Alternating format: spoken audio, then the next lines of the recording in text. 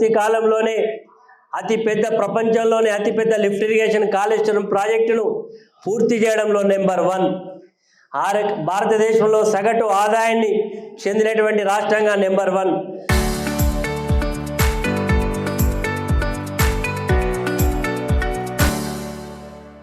మన వ్యక్తిగత ఆదాయాలను మరి సాధించడంలో నెంబర్ 1.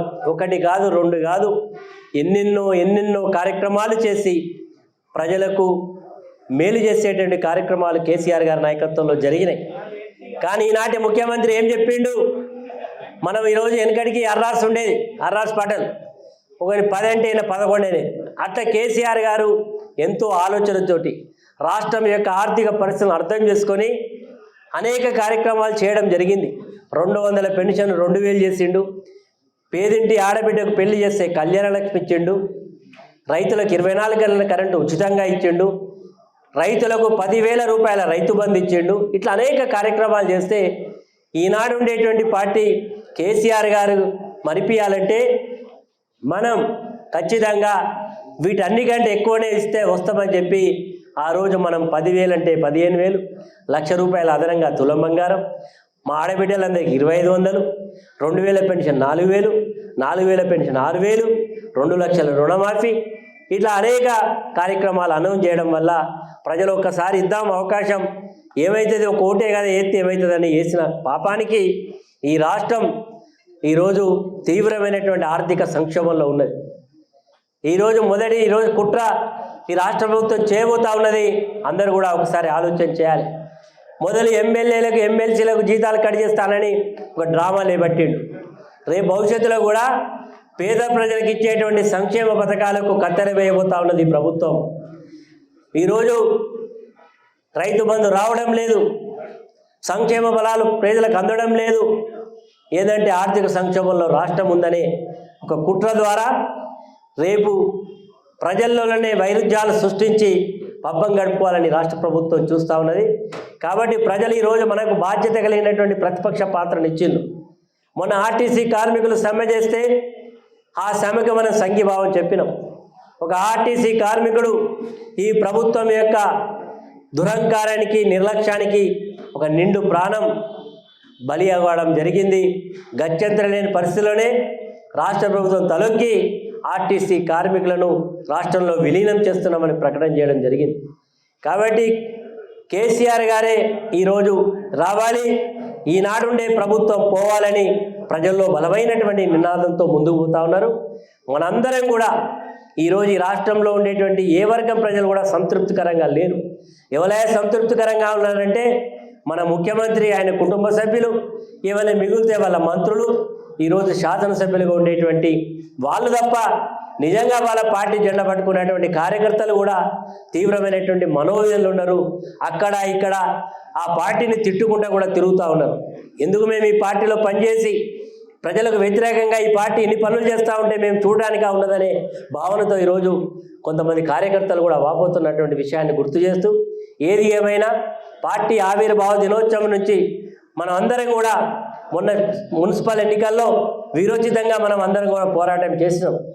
కానీ ధనబలం, అధికార ప్రలోభాలు, భయపెట్టడాలు వల్ల మనం సాంకేతికంగా ఓడిపోయినాం. కానీ నైతిక విజయం బీఆర్ఎస్ పార్టీది అని చెప్పడానికి నేను ఈరోజు గర్వపడతాను. ఈరోజు ఈ ప్రభుత్వం ఎన్నికలు పెట్టడానికి భయపడుతున్నది.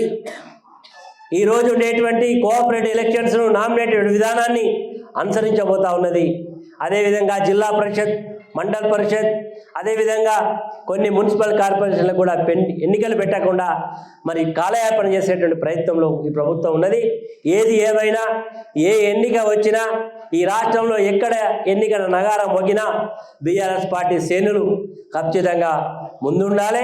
ఈ ప్రభుత్వం యొక్క మెడలు వంచాలని ఈ సందర్భంగా కోరుకుంటూ మరి మీ అందరికీ మరొక్కసారి పార్టీ ఆవిర్భావ దినోత్సవ శుభాకాంక్షలు తెలియజేస్తూ మనందరం కూడా గురుతరమైనటువంటి బాధ్యతను, నిర్మాణాత్మకమైనటువంటి ప్రతిపక్ష పాత్రను పోషించడంలో బీఆర్ఎస్ పార్టీ సైనికులు ఉండాలి.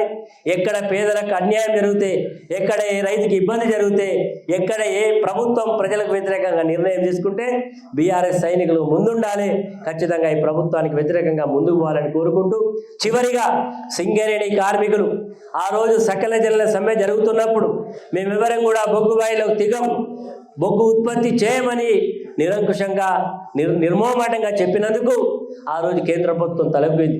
కానీ ఈరోజు ఏం జరిగింది? సింగరేణి కార్మికులకు వారసత్వ ఉద్యోగాలను కేసీఆర్ గారు తీసుకొస్తే కోర్టులను ఆశ్రయించి అడ్డుకున్న వాళ్ళు కొంతమంది అయితే ఈరోజు మెడికల్ ఇన్వాలిడేషన్ పేరు మీద దాదాపు 15,000 మందికి ఈ రాష్ట్రంలో కేసీఆర్ గారు అవకాశం కల్పిస్తే ఈనాటి ప్రభుత్వం గతంలో జరిగిన వాటిని ఎంక్వైరీ చేస్తాం, ఎట్లా వచ్చినాయి ఉద్యోగాలని చెప్పి కొత్త నిర్వచనాలు పలుకుతూ ఉన్నది.